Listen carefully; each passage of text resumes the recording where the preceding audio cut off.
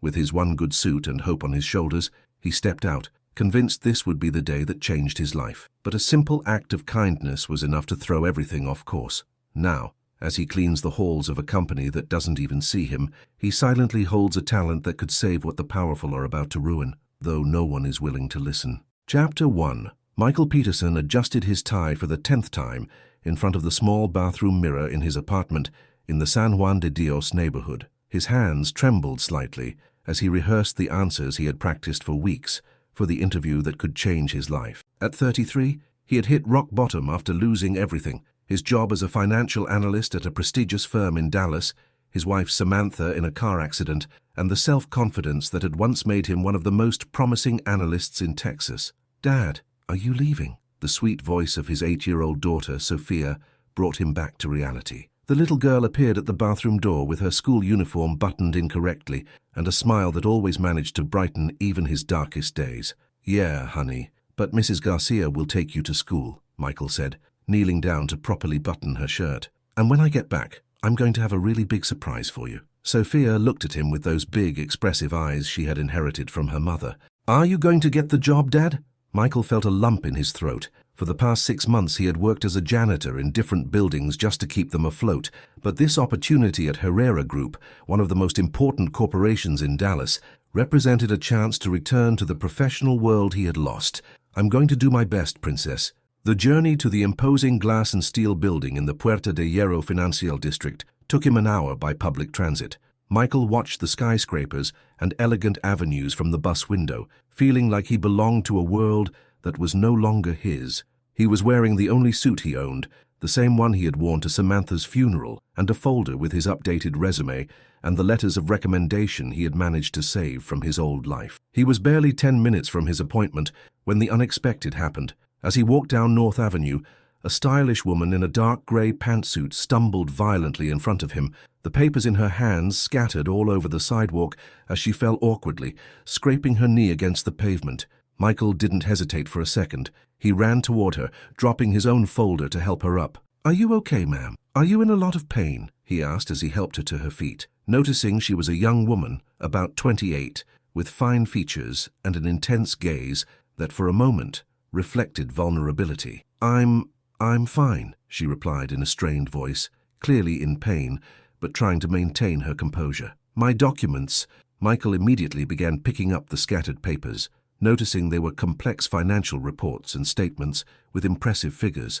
As he handed her the documents, their eyes met for an instant, and he perceived something beyond the apparent coldness of her honey-colored eyes. "Thanks," she murmured, taking the papers with hands that were still trembling slightly. Without another word, she walked away, limping slightly toward a black Mercedes-Benz that was waiting for her. Michael picked up his folder from the ground and realized with horror that 15 minutes had passed. He arrived running at the Herrera Group building, his suit wrinkled and his breath ragged, only to be met with the receptionist's dismissive stare. "Mr. Jones was expecting you at 10:30. It's 10:47, he informed him with a contemptuous tone. "I'm afraid you've missed your opportunity." Despite Michael's pleas to explain what had happened, he couldn't get them to listen. The human resources manager saw him for barely 5 minutes, just long enough to let him know that punctuality was essential in a serious company and that his delay showed a lack of commitment. Michael left the building feeling more humiliated than he had in months. The weight of failure settled in his chest like a stone. How would he explain to Sophia that he hadn't gotten the job? How would they get by with the little savings they had left? 3 days later, when he had lost all hope, he received an unexpected call. It was from the same Herrera Group, but not for the position he had applied for. "Mr. Peterson, we have an opening for a janitorial supervisor at our main offices. The salary is modest, but it includes benefits and opportunities for growth. Would you be interested?" Michael felt his pride get stuck in his throat, from financial analyst to janitor. But when he saw Sophia doing her homework at the kitchen table with school shoes that were already too small, he knew he had no choice. "I accept," he replied. His first day at Herrera Group was a mix of nostalgia and determination. He knew those halls from a completely different perspective. Now he was invisible to the executives who hurried to their meetings. He was wearing a navy blue uniform with his name embroidered on the chest and pushing a cart full of cleaning supplies. It was during his second week that life prepared another surprise for him. While cleaning the windows on the executive floor early in the morning, he recognized the woman he had helped on the street. She was in the main office, the largest on the entire floor, talking on the phone in an authoritative tone that completely contrasted with the vulnerability he had perceived that day. Isabella Peterson, the CEO of Herrera Group, the most powerful woman in the Dallas business sector, and she hadn't recognized him. Michael felt a strange mix of irony and curiosity. Here was the woman he had helped, indirectly responsible for him losing the job opportunity, now his supreme boss. But more than resentment, he felt a deep intrigue to know more about the person behind that facade of power. Over the next few weeks, Michael began to observe her from a distance. She always arrived before everyone else, stayed very late, and rarely smiled. She seemed to carry the weight of the world on her shoulders, and Michael, with his experience in the corporate world, began to notice things that others overlooked. The reports she reviewed late into the night, the tense calls with investors, the constant pressure reflected on her face. But how could a simple janitor approach one of the most influential women in the country without seeming inappropriate or out of place? If you have ever felt that fate plays with you in unexpected ways, let me know in the comments what city you are reading from. Like this if you want to know what will happen when Michael and Isabella finally recognize each other, and don't forget to subscribe so you don't miss the next chapter of this story that is just beginning. Chapter 2. Isabella Peterson walked through the halls of her company like a queen in her kingdom, but she was a lonely queen. At 28, she had achieved what many executives don't manage in a lifetime, leading a corporation valued at billions of dollars, being respected in circles traditionally dominated by men, and keeping Herrera Group as a leader in real estate investments throughout the West Coast. But on that March morning, as she reviewed the quarterly reports in her office on the 32nd floor, she felt the familiar weight of the solitude that had accompanied her since childhood. The glass walls of her office offered a privileged view of Dallas, from the tower to the hills surrounding the city, but they also made her feel as if she were living in a transparent fishbowl where everyone could observe her, but no one could truly know her. Her assistant, Jennifer, came in with a pile of documents that required her signature. The New York investors confirmed the video conference for 3 in the afternoon, Jennifer informed her, as she placed the papers on the mahogany desk. And your father called. He says it's important that you talk to him. Isabella felt the muscles in her neck tense up. Conversations with her father, Don Richard Peterson, the founder of the business group, always ended the same way. Him pressuring her to marry some heir from a good family who could secure the company's future, and her reminding him that she had tripled the company's income in the last 5 years without needing a husband. Tell him I'll call him after the meeting with the investors, Isabella replied, without looking up from the documents. While signing contracts and authorizing multi-million-dollar transfers, Isabella couldn't help but notice out of the corner of her eye a man cleaning the building's exterior windows. There was something familiar about his movements, in the careful way he did his job. When she finally looked up, the man had disappeared. That afternoon, after a particularly tense meeting with the American investors who questioned some of her most recent decisions, Isabella decided to stay at the office very late to review the financial projections for the next quarter. The building was practically empty, lit only by emergency lights and the glow of the city that stretched out beyond the windows. It was then that she heard the soft sound of footsteps in the hallway. She came out of her office and saw Michael pushing his cleaning cart, meticulously working on every detail. What surprised her was not finding him there. She knew that the janitorial staff worked late hours, but the concentration with which he performed his work, as if it were the most important task in the world. "Excuse me," she said, and Michael was slightly startled to hear her voice. "Good evening, Miss Peterson. I didn't know you were still here. Do you need anything?" Isabella observed him more closely. There was something in his eyes, an intelligence and a depth she didn't expect to find, and his way of speaking was not that of someone uneducated. "How long have you been working here?" she asked, although she wasn't sure why she was doing it. 3 weeks, ma'am." "And before this?" Michael hesitated for a moment. "I worked in finance." Isabella felt a spark of curiosity. "Finance?" "I was an analyst," Michael replied in a calm voice, with no trace of bitterness or self-pity. "Circumstances changed and I needed a stable job to support my daughter." Something in the absolute honesty of his response touched a sensitive chord in Isabella. She was used to people lying to her, telling her what they wanted her to hear, or trying to impress her. But this man spoke with a raw sincerity that disarmed her. "Your daughter, Sophia, she's 8. The way he pronounced his daughter's name with tenderness and pride revealed more about his character than any resume. Isabella felt a strange pang in her chest. For years she had avoided thinking about motherhood, convinced that she had no time or emotional space for anything other than work. But something in the way this man talked about his daughter made her wonder what it would be like to have someone who loved her with that unconditional devotion. I should let you get back to work," she murmured, and returned to her office without understanding why she felt so disturbed by such a simple conversation. But Michael was equally impacted. He had seen something in Isabella Peterson's eyes that he hadn't expected, a profound loneliness that he recognized because it was similar to his own.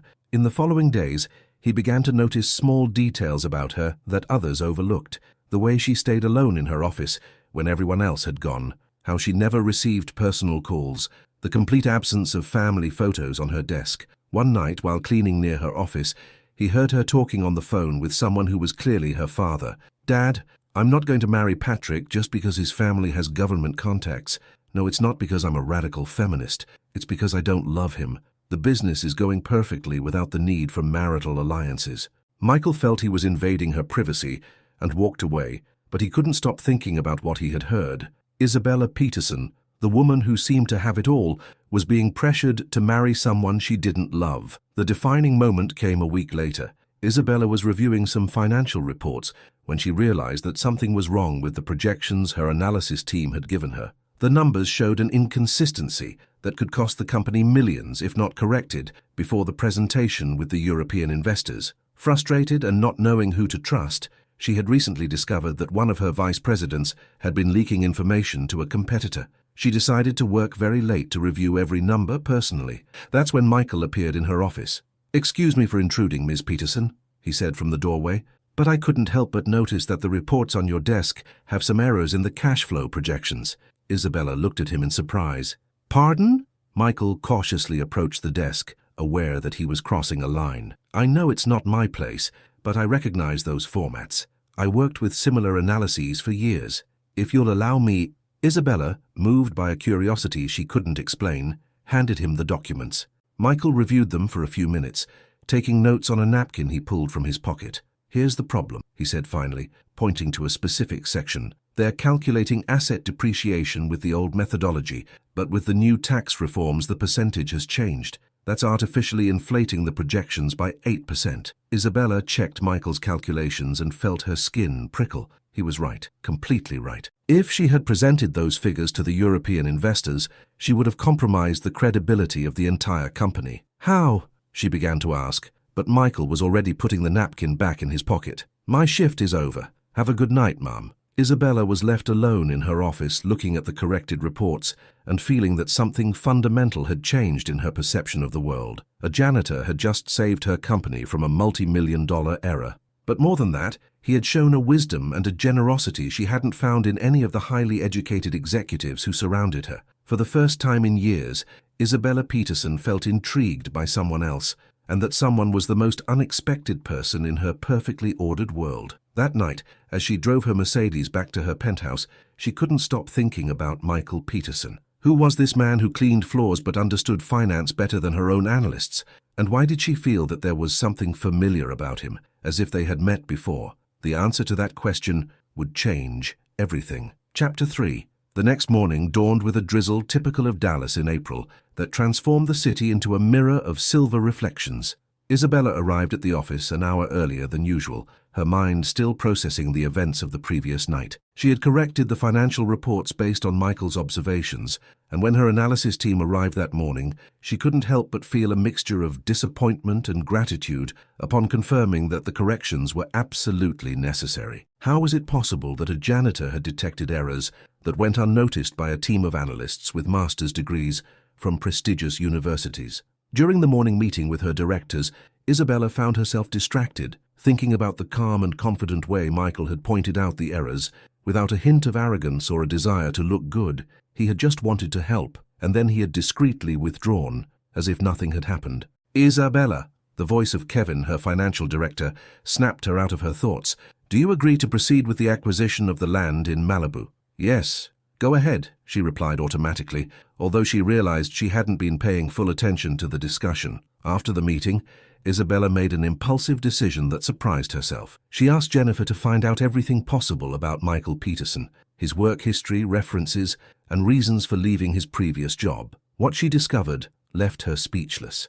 Michael had been a senior analyst at West Coast Real Estate Development, one of the most respected firms in Dallas. His professional record was impeccable. He had led investment analyses that generated multi-million-dollar profits, had publications in specialized journals, and had been considered for a promotion to director when everything changed abruptly. Jennifer's report included an obituary for Samantha Peterson, who died in a car accident 18 months ago. She was survived by her husband, Michael, and their daughter, Sophia. Isabella felt her heart sink. Now she understood the deep sadness she had perceived in Michael's eyes, that silent resignation that only comes after losing something irreplaceable. He had given up his career to take care of his daughter and had probably exhausted his savings in the months following the accident, but there was something else in the report that deeply intrigued her. The date of Samantha's accident coincided almost exactly with the period when Isabella had been going through the most difficult months of her professional life, fighting to prove she could lead the company after her father suffered a minor heart attack and decided to begin delegating responsibilities.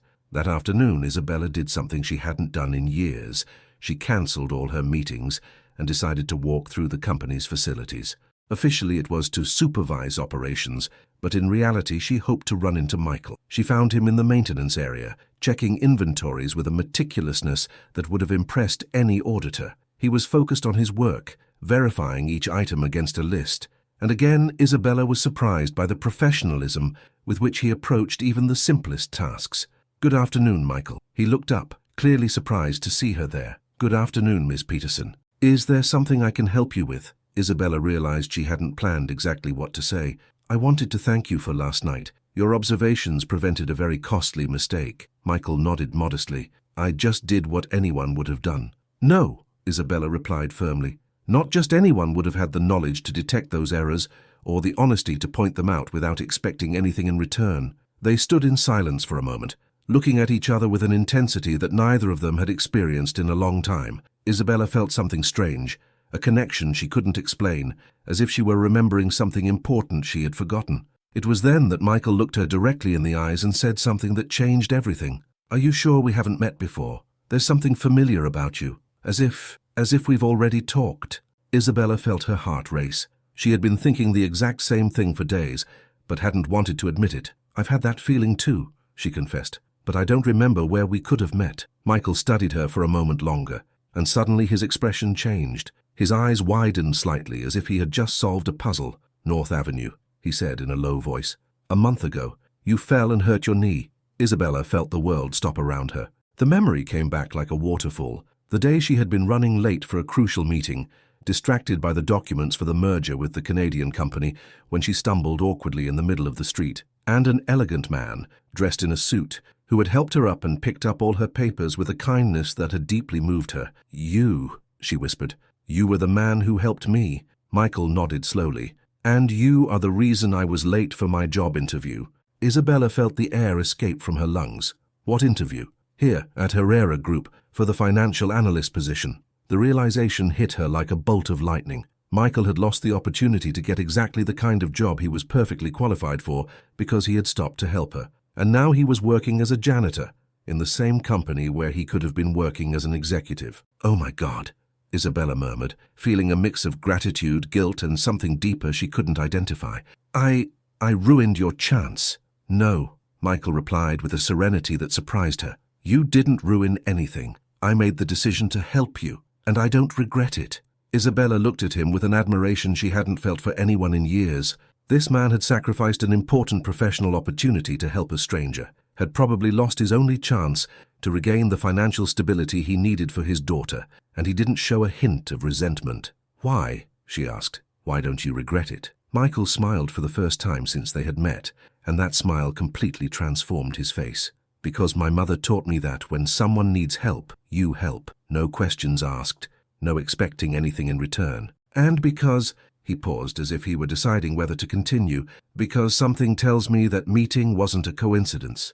Isabella felt something awaken inside her, something she had kept dormant for years, because she considered it a weakness in the business world.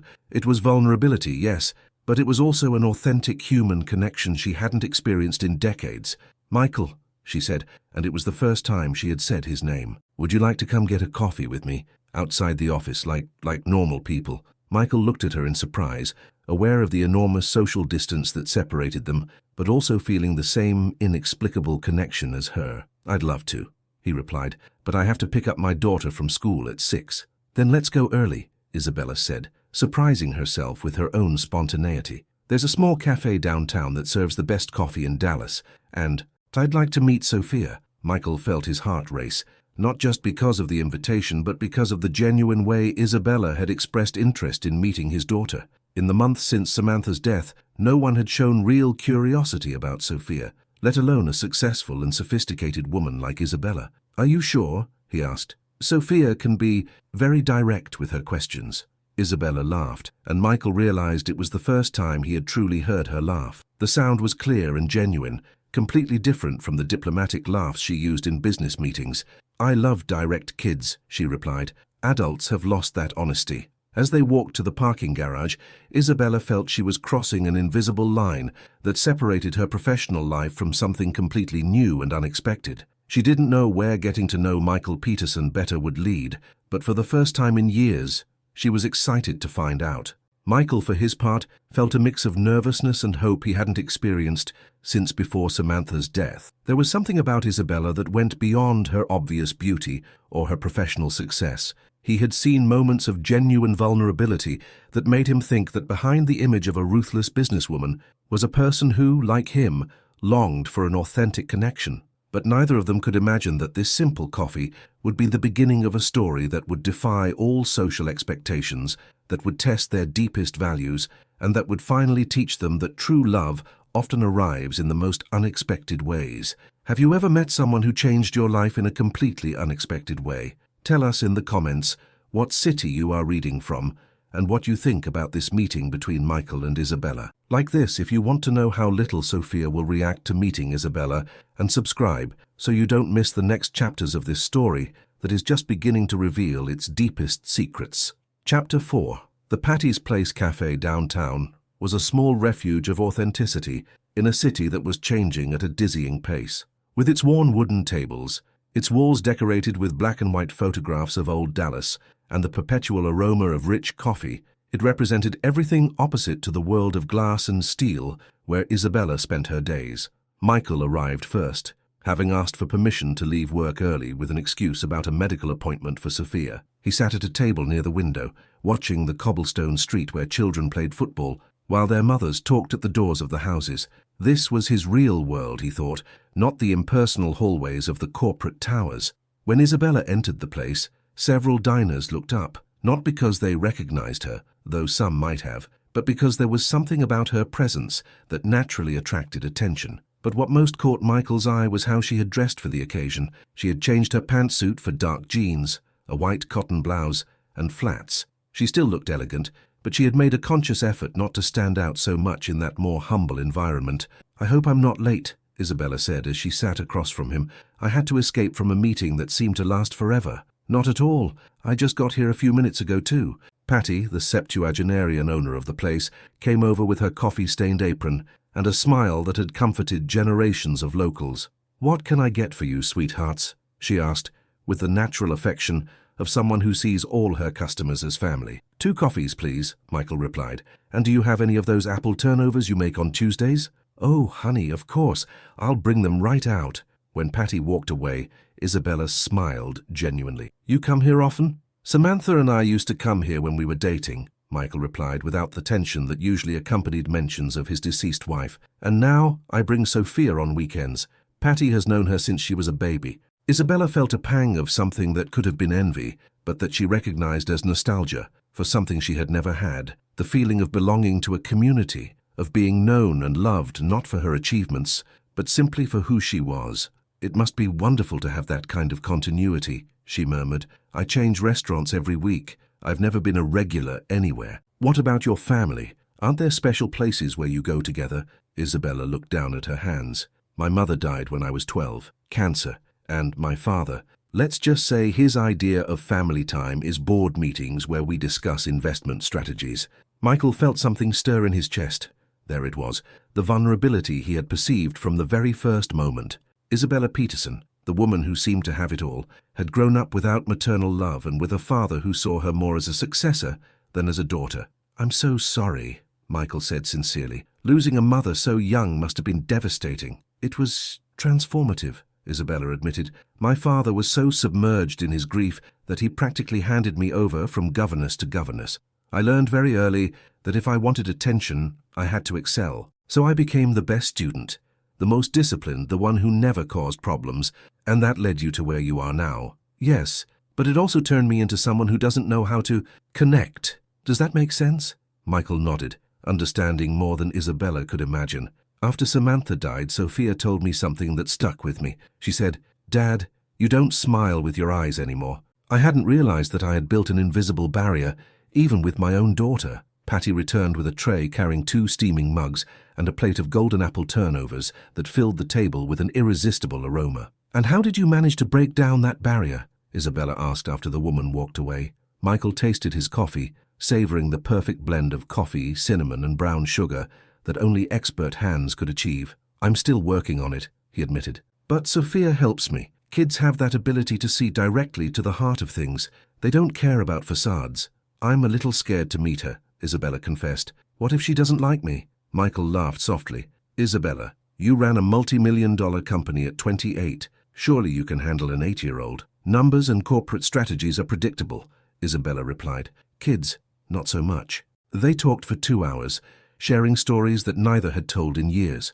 Michael told her about his childhood in a middle-class neighborhood, the son of a mechanic and a kindergarten teacher who instilled in him the value of honest work and education.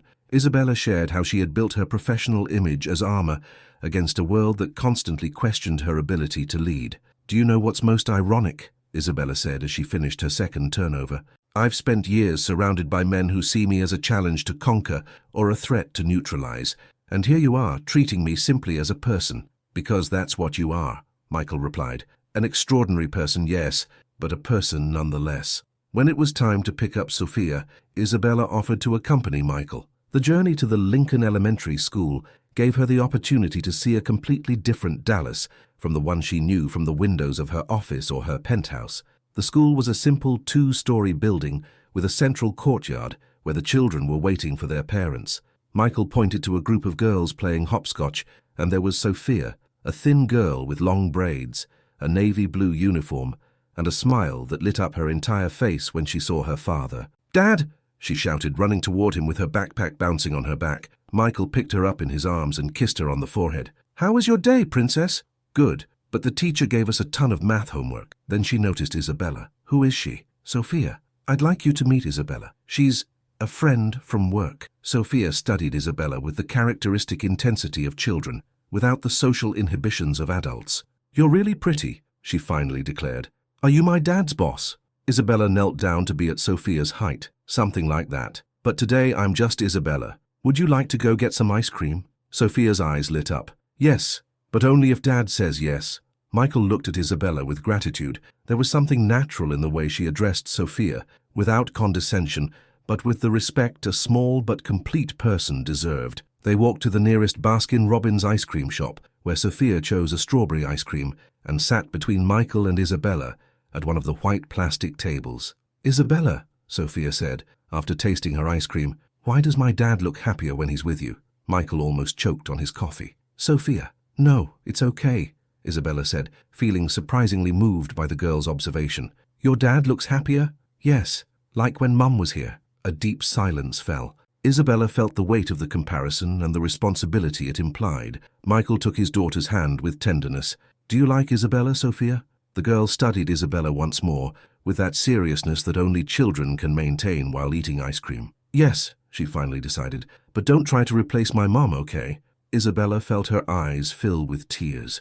Sophia's brutal but kind honesty had touched her in a place she didn't even know existed. "I would never do that, Sophia. Your mom was special and no one can take her place. But if it's okay with you, I'd like to be your friend." Sophia considered this as she finished her ice cream. "Can friends do fun things together?" "Of course." "Then it's okay." That afternoon, as Isabella drove back to her penthouse, she realized that something fundamental had changed within her. For the first time in years, she wasn't thinking about quarterly reports or expansion strategies. She was thinking about Michael's smile when Sophia approved of her presence, the way the little girl had taken her hand when they crossed the street, the feeling of belonging she had experienced in that humble ice cream shop. Michael, for his part, stayed up very late that night after Sophia had fallen asleep. He was sitting in the small living room of his apartment, looking at the photographs of Samantha that still decorated the walls, feeling something he hadn't experienced in 18 months, the possibility that the future could be different from what he had imagined. It wasn't that he was forgetting Samantha, he never would, but for the first time since her death, he could imagine a future where he could be something more than just a widowed father trying to survive day by day. Isabella had awakened something in him that he believed was dead forever, the hope that he could still be loved not out of pity or convenience, but for who he really was. The next day, Isabella did something completely out of character. She cancelled an important meeting to go personally to her company's human resources department. "Jennifer, I need you to review the internal promotion policies," she told her assistant, "specifically for employees who have qualifications superior to the position they currently hold." She had made a decision that would change everything, but first she needed to make sure that what she had in mind was possible within the existing corporate structures, because Isabella Peterson had decided it was time for Michael Peterson to reclaim his rightful place in the professional world. And if that meant facing her own board of directors and the social expectations of her circle, she was willing to do it. What she didn't know was that this decision would unleash a series of events that would test not only her nascent relationship with Michael, but the very foundations of everything she had built in her life. Chapter 5. Michael's promotion from janitorial supervisor to junior financial analyst sent shockwaves through all of Herrera Group. In a single day, Isabella had broken protocols that had existed since the company's founding, had challenged the traditional hierarchy that separated manual from intellectual labor, and had publicly demonstrated that she valued merit over appearances. The news spread through the corporate hallways like wildfire. Executives whispered in boardrooms, analysts speculated during their breaks, and the administrative staff watched Michael's every move with a mixture of admiration and skepticism. Michael, for his part, felt overwhelmed by the opportunity, but also aware that all eyes were on him. Isabella had gotten him a small but respectable office on the 15th floor with a view of the city and a computer equipped with the most modern software for financial analysis. It was a dream come true, but also immense pressure. "Are you sure you can handle this?" Kevin, the financial director, asked him during Michael's first meeting with the executive team. His tone wasn't exactly hostile, but it wasn't cordial either.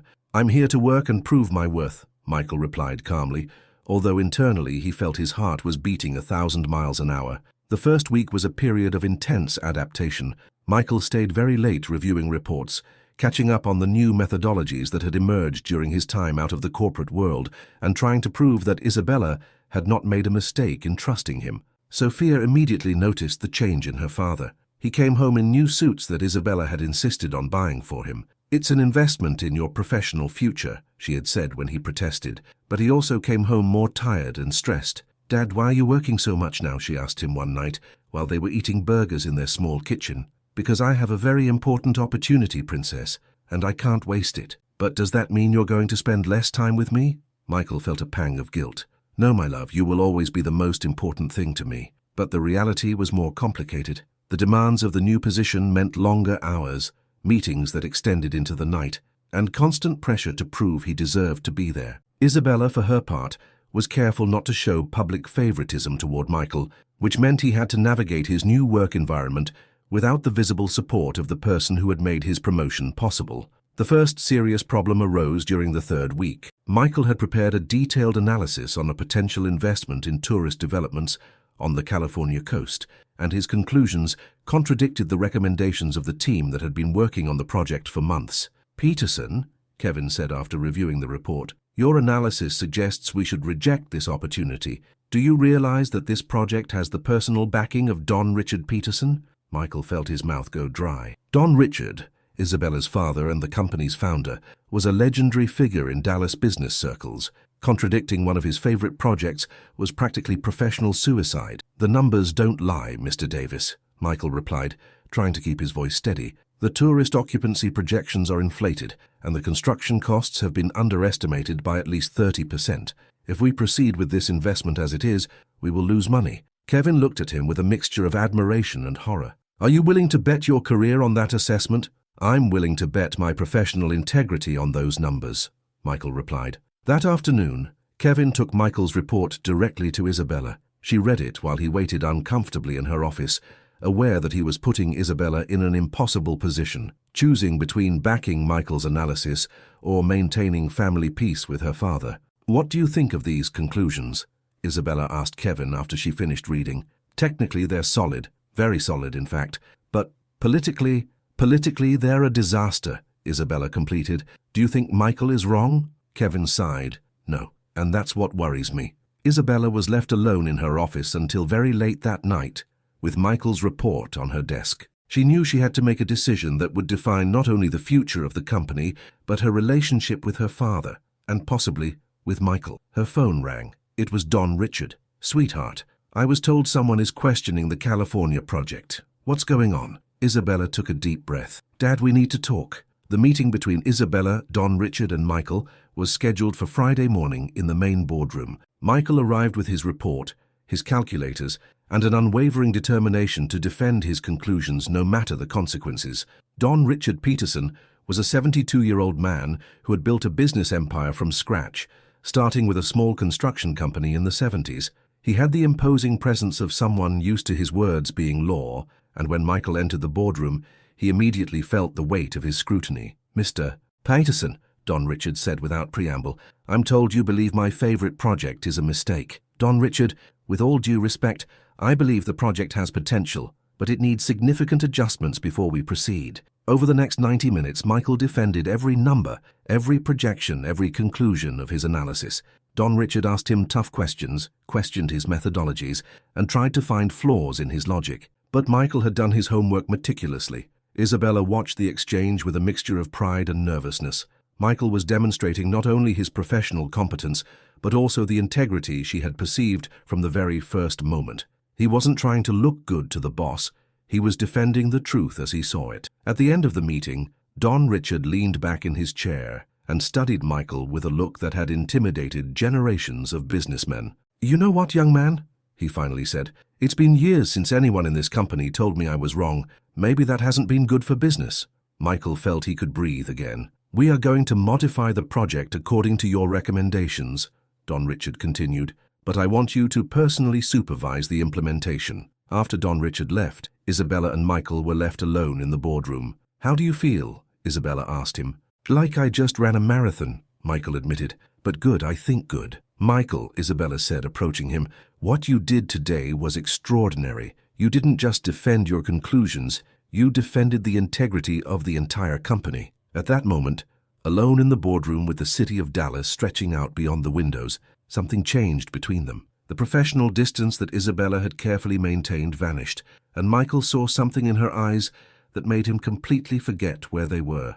"Isabella," he murmured, moving closer to her. "Michael." They kissed for the first time, surrounded by financial charts and quarterly reports, but for both of them, the world was reduced to that moment of absolute connection they had been avoiding since that afternoon at the cafe. What they didn't know was that Patrick Thompson, the fiancé Isabella's family had chosen for her, had arrived unexpectedly at the office to surprise her with a romantic dinner, and that at that moment he was watching the kiss that would change everything from the glass door of the boardroom. Patrick was not only the heir to one of the most powerful families in Dallas, he was also a man accustomed to getting what he wanted, and what he wanted was Isabella Peterson as a wife, not because he loved her, but because their union would consolidate two of the most important business empires in the West Coast. And now a janitor promoted to analyst was interfering with his plans. The war had begun. That night, as Michael arrived home with a mixture of professional and emotional euphoria, his phone rang. It was an unknown number. "Michael Peterson?" A male voice he didn't recognize asked. "Yes. Who is this?" "Someone who wants to give you very valuable advice. Stay away from Isabella Peterson, for your own good and your daughter's." The call cut off, leaving Michael with a cold feeling in his stomach. Someone had seen him with Isabella, and that someone was not happy. The next day, Michael arrived at the office to find a manila envelope on his desk. Inside were photographs of him and Isabella leaving the cafe, walking to Sophia's school, and kissing in the boardroom. The attached note was simple. "Ambitions have consequences. Think about your daughter." Michael felt the world waver around him. He had found love and had recovered his professional career, but now someone was using both things to threaten him. And the most terrifying thing was that they had mentioned Sophia. For the first time since this story began, Michael wondered if the price of loving Isabella Peterson might be too high to pay. Chapter 6. The threat against Sophia changed everything for Michael. For 2 days he debated whether to tell Isabella what had happened or handle the situation on his own. Finally, the decision was made for him when Isabella noticed his distant behavior during a work meeting. "Michael, can we talk privately?" she asked him after the other analysts left the conference room. He handed her the envelope with the photographs without saying a word. Isabella reviewed them one by one, and Michael saw her expression go from confusion to understanding, and from understanding to a cold rage he had never seen in her. "Patrick?" she murmured, as if the name had a bitter taste. "This has his style." "Patrick?" "Patrick Thompson, my fiancé, officially at least." Isabella sat down heavily in one of the conference chairs. "Michael, there are things about my life I haven't told you, things I should have told you before I let this go so far." Over the next hour, Isabella told him the complete truth about her situation, the arranged engagement with Patrick that had been agreed upon by her father as part of a business alliance, the constant pressure from her family to marry someone appropriate for her social position, the expectations that she would produce heirs who could continue the business legacy. "I've never loved Patrick," Isabella confessed, "but I had also never found a strong enough reason to oppose my father's plans. Until now." Michael listened with a mixture of understanding and pain. "Isabella, I can't be the reason you destroy your relationship with your family. My family destroyed that relationship years ago when they decided that my value as a person depended on who I married and how many male heirs I could produce. But they threatened Sophia," Michael said, his voice tense. "I can't put my daughter at risk." Isabella approached him and took his hands. "Michael, do you trust me?" "Of course." "Then give me a week. 1 week to fix this the right way." That afternoon, Isabella did something she hadn't done in years. She went unannounced to the family home in the exclusive gated community. The colonial-style mansion where she had grown up always made her feel small, despite all her professional achievements. Don Richard was waiting for her in his study, surrounded by photographs that documented decades of business success. But he wasn't alone. Patrick Thompson was sitting in one of the leather armchairs, with the confidence of someone who feels they are on their own territory. "Isabella," her father said without preamble, "Patrick has told me some very concerning things about your recent behavior." "My behavior?" Isabella kept her voice calm, although she felt a storm of emotions inside. Patrick sat up in his seat. "Isabella, I understand that running a company can be stressful, but having an affair with a cleaning employee is unacceptable. It's damaging your reputation, and by extension, the reputation of both families." "Michael isn't a cleaning employee. He's one of the most competent financial analysts we've ever had. An analyst who 3 months ago was mopping floors," Don Richard interjected. "Isabella, do you realize what people are saying?" "I don't care what people say." Patrick stood up and approached her with the condescending smile that Isabella had learned to hate. "My love, I know you're confused, but after our wedding, you'll be able to concentrate on what really matters, starting a family and supporting my political career. You won't have to worry about all these difficult business decisions anymore." Isabella felt something break inside her. For years she had tolerated the insinuations that her professional success was temporary, that she would eventually settle down and become the decorative wife everyone expected. But hearing it said so explicitly in front of her father, who did nothing to contradict him, was the last straw. "There won't be a wedding, Patrick." The silence in the study was absolute. "Isabella," Don Richard finally said, "you can't be serious. I've never been more serious in my life." Isabella turned toward the door, but stopped before leaving. "And Dad, if Patrick or any of his people threaten Michael or his daughter again, no business alliance will protect them from the legal consequences."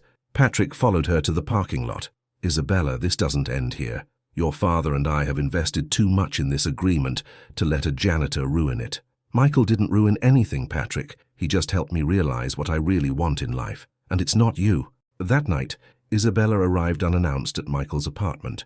It was the first time she had visited his home, and she was surprised by the warmth that emanated from the small space.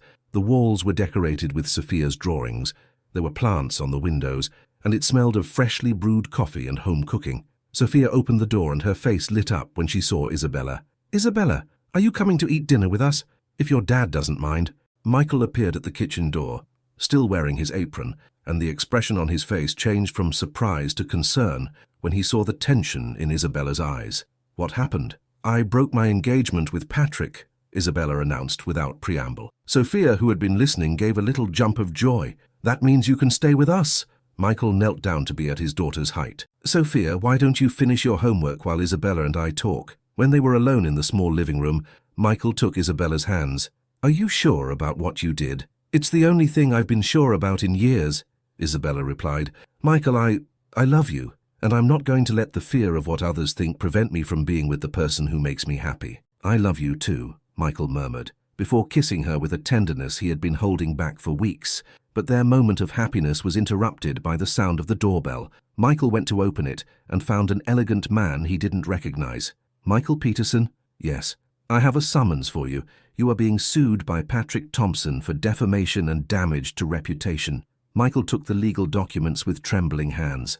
The lawsuit was for an amount that would financially ruin him for life. Michael, what's wrong? Isabella had appeared at his side. After reading the lawsuit, Isabella felt a rage deeper than she had ever experienced in her life. Patrick wasn't just attacking Michael. He was using the legal system to try to separate them. This is war, she murmured. No, Michael said firmly.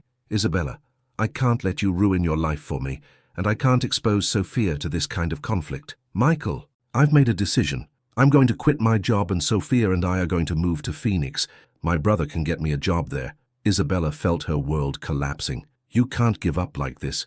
I'm not giving up. I'm protecting you. You and Sophia. That night, after Isabella left, Michael stayed up very late, packing his belongings and preparing to explain to Sophia that they would have to move again, leaving behind the stability they had finally found. But what Michael didn't know was that Isabella Peterson had not become one of the most powerful businesswomen in the country by giving up easily, and she was about to prove that when you fight for true love, there is no obstacle that cannot be overcome. The next day, Isabella called a press conference at Herrera Group headquarters. The most important media outlets in Dallas were present, as well as representatives from the national press. I have called this conference, Isabella said in front of the cameras, to announce that Herrera Group is implementing a new internal promotion program based exclusively on merit and professional competence. Michael Peterson, our new Director of Financial Analysis, will be the example that in our company, talent and integrity are more important than university degrees or family connections. After the conference, Isabella went directly to the law firm where Patrick had filed his lawsuit. I want to speak with Patrick Thompson, she told the receptionist. Patrick received her in his office with that arrogant smile Isabella knew so well. Isabella, what a surprise. Are you here to apologize? I've come to make you a proposal. You withdraw the lawsuit against Michael, and I won't tell the national press about your shady dealings with state government contracts. Patrick's smile vanished. You don't have any proof of anything. Isabella put a folder on his desk. Are you sure? Patrick reviewed the documents and his face paled. Isabella had meticulously investigated his business operations and had found evidence of practices that, if they came to light, would not only ruin his reputation, but could land him in jail. What do you want? He finally asked. For you to stay away from Michael, from Sophia, and from me forever, and for you to withdraw the lawsuit today. And if I don't accept, then tomorrow these evidences will be in the hands of the Attorney General's office and the main newspapers in the country. Patrick studied Isabella with a mixture of admiration and hatred. I always knew you were ruthless in business. I never thought you'd be that way in love too. You learn something new every day. An hour later, Michael received a call from Patrick's lawyers informing him that the lawsuit had been withdrawn without explanation. That afternoon, Isabella appeared again at his apartment, but this time with a different proposal. Michael, I have an offer for you. What kind of offer? To partner with me, not as an employee, but as a real partner. I want to create a new division of socially responsible investments focused on projects that benefit communities like this one. Isabella pointed toward the window, where the bustle of everyday life could be seen. And I want you to lead it. Michael looked at her in astonishment. Isabella, it's an opportunity to build something together, professionally and personally. Sophia, who had been listening from her bedroom door, ran toward them. Does that mean we're not moving? Isabella knelt down to be at the girl's height.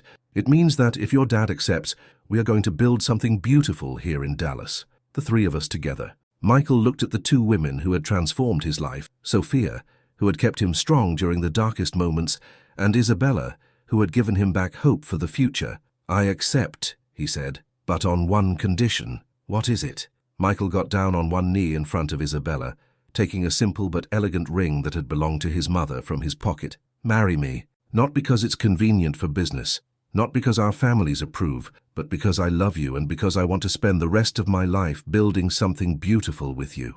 Isabella felt her eyes fill with tears. For years, she had thought that marriage was a business transaction, a loss of independence, but Michael was offering her something completely different, a real partnership, based on love, mutual respect, and shared dreams. "Yes," she whispered, "yes, I want to marry you." Sophia screamed with joy and rushed to hug them both, creating the first family hug Isabella had experienced in decades.